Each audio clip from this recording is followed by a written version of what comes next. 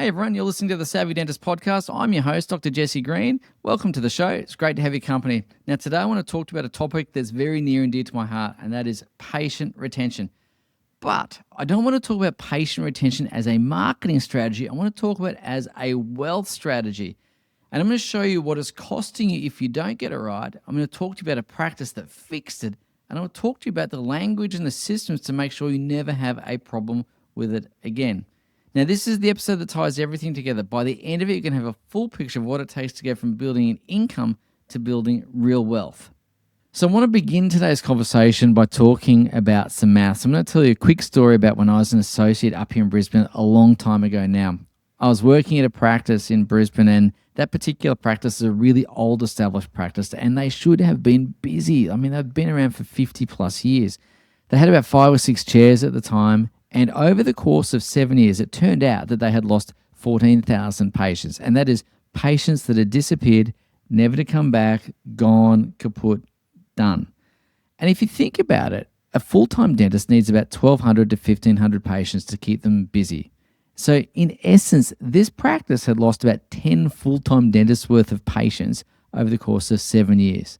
And then let's put some numbers to that for a minute. Let's just say a dentist was billing $700,000, $800,000 a year. That's $7 to $8 million of lost revenue every single year.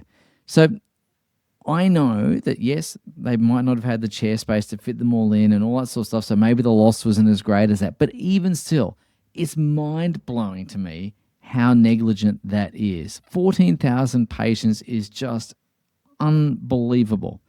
Most practices won't be that bad. Most practices will not have that level of leakage in their database. Or at least I hope not, right? So if we were to take a garden variety practice, an average practice, I can tell you that there's typically at least $500,000 of revenue just waiting to be scooped up. And if we think about it from a maths point of view for a moment, we look at the number of active patients you have on your database and the retention rate. So let's just say you had 2,000 active patients on your database, and let's just say your retention was 70%. And I want to point out that the loss of patients is usually not something that you know about. The records releases, yes, you know about those, but there's so many other ways where you have invisible loss of patients. It's the cancellations that don't come back, the no-shows, it's the recalls that aren't booked in, or the recalls that are booked in but don't come back, or the things that are pushed out and pushed out and pushed out, whatever it is. That all contributes to poor retention. So if you had a retention rate of 70%, which is unfortunately what a lot of practices run at, and they should be running at 90% or more, but let's just say you're running at 70%, that means you're losing about 600 patients realistically each year. And if each patient was worth about $800 across the year, so an exam, bites, cleans, maybe a restoration or two, that's $480,000 just walking out the door, or more importantly, not walking in the door. And so that's not economic theory, it's not fanciful, it's just real money that you had already earned the right to pick up, but didn't, because those patients have already been in. So the fix is really important to get right. It's about understanding the systems in your practice. It's about doing the things that are not complicated, but they also require some internal discipline and structure to do. So it's about making sure every person leaves the practice with an next appointment, making sure that they have a compelling reason to ensure they keep that appointment. It means having automated recall reminders. It means having reactivation campaigns for lapsed patients. And none of this is revolutionary. It's just about doing the right things consistently and well. And what I would say to you is most practices do not do database management well. And it's a huge, huge problem. So here's the thing I'm going to ask you.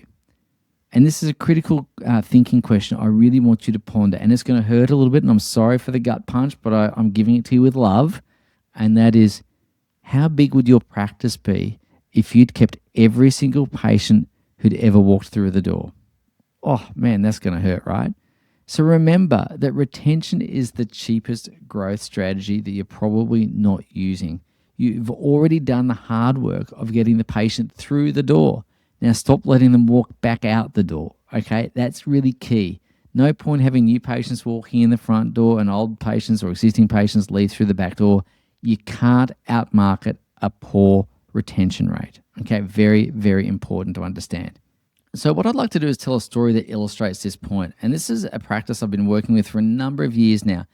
And this practice managed to turn themselves around from having a leaky bucket, when it comes to patient flow, to instead having a wealth machine.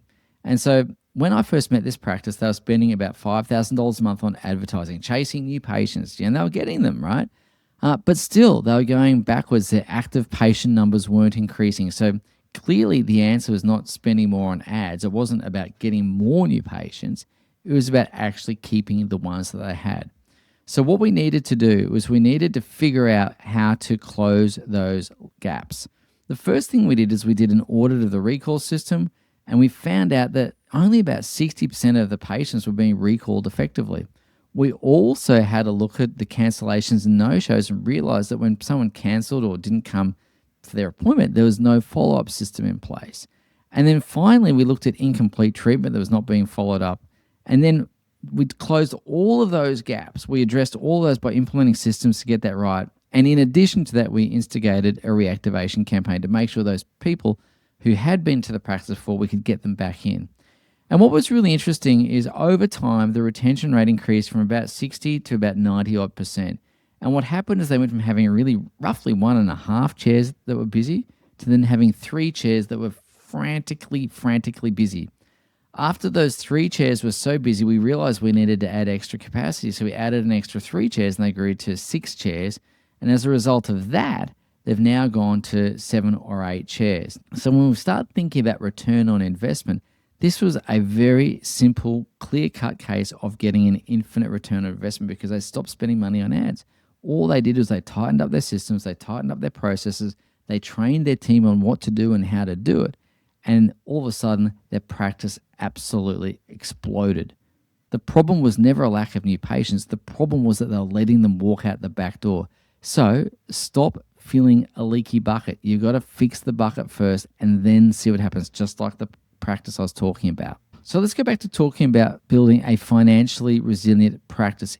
It's your patient base that is going to give you the ability to not just survive, but thrive in any economic circumstance. It's your patient base that allows you to hire the best people. It's your patient base that allows you to invest in your equipment. It's your patient base that allows you to expand your premises. It's your patient base that allows you to create wealth outside of the practice. And yet your patient base, this beautiful asset that you have, is often being mismanaged and is often being neglected because the poor old receptionist who's tasked with managing it is juggling phone calls, they're processing payments, they're talking to patients as they walk through the door or leave the practice, talking to sales reps, and through all of that, they're expected to manage the database. The reality is the database is not usually looked after well, and that's because the receptionist is poorly resourced. So for the practice owner, you need to resource this activity properly because what I know is that the database, your number one asset, is going to be the thing that sustains you through every economic season. Now, I also know that there's some well-known and well-respected people that say patient retention doesn't matter.